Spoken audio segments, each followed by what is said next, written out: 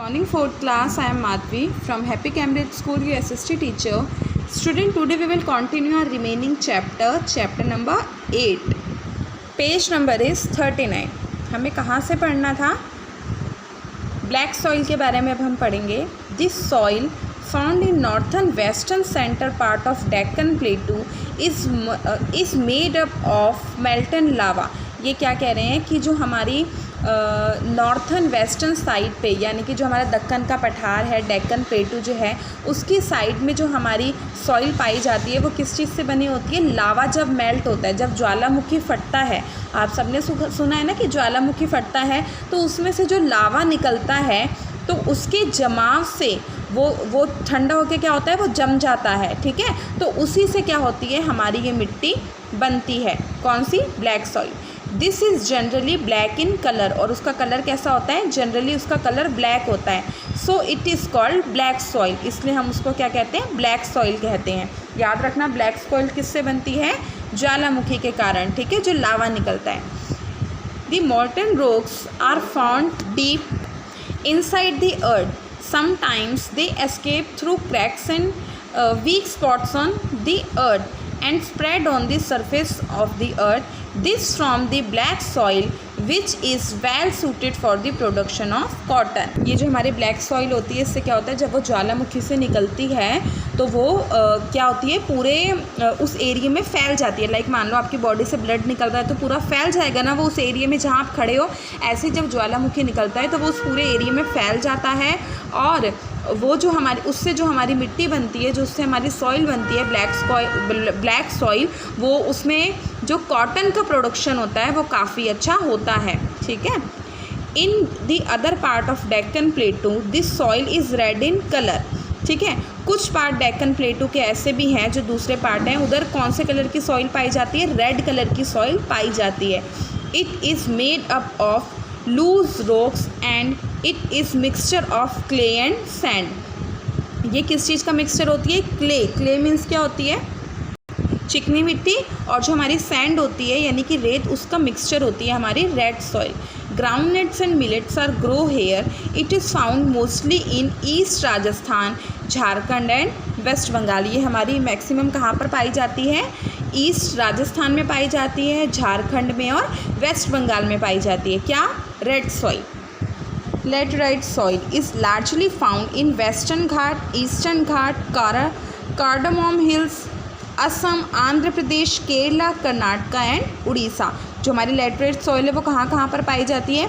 Eastern घाट में पाई जाती है, वेस्टर्न घाट में पाई जाती है, असम में, आंध्र प्रदेश में, केरला में, कर्नाटका में, उड़ीसा में. हर जगह हमारी कहाँ पे क्या पाई जाती है? लेटराइट सॉइल पाई जाती है. This soil is most suitable for the growth of T, rubber, tobacco and cashew nut and groundnut. ठीक है, ये जो हमारी सॉइल होती है वो किसके लिए काफ़ी ज़्यादा सूट करती है? जो हमारी टी होती है यानी कि चाय के लिए, रबड़ के लिए, टबैको यानी कि तंबाकू के लिए, इन सब के लिए ये जो हमारी सॉइल है वो काफ़ी ज़्यादा अच्छी होती है. कौन सी? Laterite soil. ओके, नेक्स्ट देखिए आगे. Soil in the desert is mostly sandy. जो डेजर्ट में सॉइल पाई जाती है वो कौन सी होती है? हमारी सैंडी सॉइल होती है, जिसे हम रेत कहते हैं. It is composed of sand and salt. वो किस चीज़ का मिश्रण होती है? सैंड यानी कि रेत और सॉल्ट यानी कि नमक का. रेत और नमक का वो मिश्रण होती है.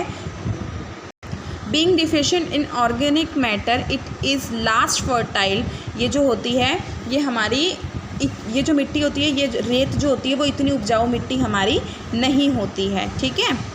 Part of Punjab, Haryana and Rajasthan are the areas of sandy soil. जो हमारा पंजाब है, हरियाणा है, राजस्थान है, यहाँ पे कैसी सॉइल पाई जाती है? सैंडी सॉइल पाई जाती है.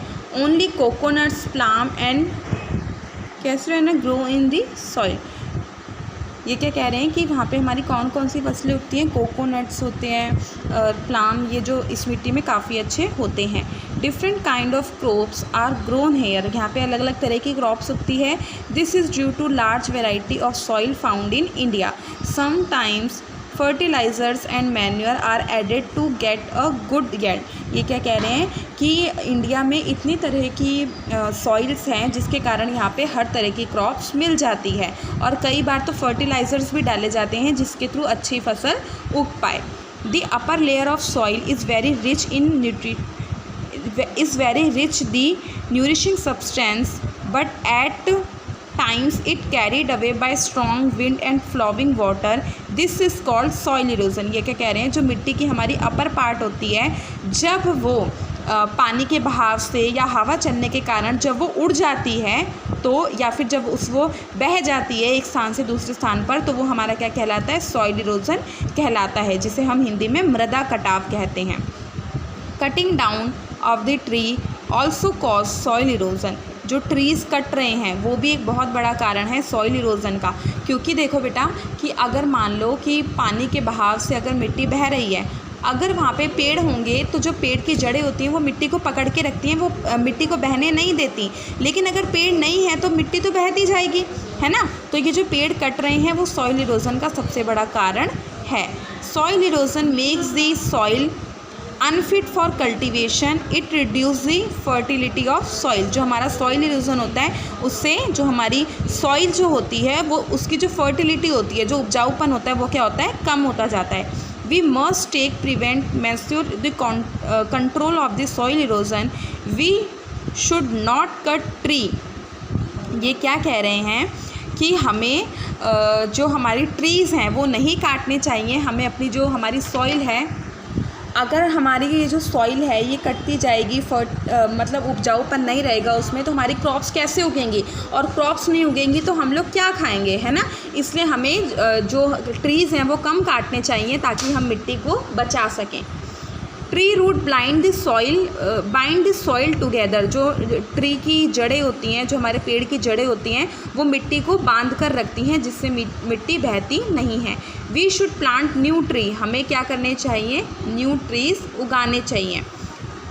Over grazing in piece of land should be controlled. At slopes of hill, terrace should be made for farming. Terraces do not let the rainwater run straight down the slope. ये क्या कह रहे हैं कि हमें जो टेरेसेस होते हैं वो बनाने चाहिए जिससे हम मृदा कटाव को रोक सकें. आपको इस पिक्चर में दिख रहा होगा क्या होता है टेरेस फार्मिंग में, कि ये देख रहे हो आप, सीढ़ीनुमा खेती हो रही है ना. ये जो एरिया है ये काट दिया गया है. इसके थ्रू हमारा क्या होता है, मान लो मिट्टी यहाँ से अगर बहकर आ रही है, पानी गिरा, मान लो बारिश आई, मिट्टी यहाँ से बहकर आ रही है, तो वो ये नहीं, अगर यहाँ समतल ज़मीन है तो वो पूरी बह जाएगी. लेकिन ये सीढ़ीनुमा खेती है, टेरेस फार्मिंग है, तो अगर वो यहाँ से बही है तो यहाँ आकर रुक जाएगी, फिर यहाँ आकर रुक जाएगी, जो थोड़ी बहुत बची है वो यहाँ आकर रुक जाएगी. तो जो हमारी सारी मिट्टी है वो नहीं बह पाएगी. तो इसलिए जो टेरेस फार्मिंग है वो काफ़ी अच्छा, जिसे कहते हैं कि एक इम्पॉर्टेंट रोल अदा कर रही है हमारे सॉइल इरोजन को रोकने में. ठीक है, तो हमने इस चैप्टर में सॉइल्स के बारे में पढ़ा. इसका book work and question answer हम नेक्स्ट क्लास में पढ़ेंगे. तब तक के लिए थैंक यू.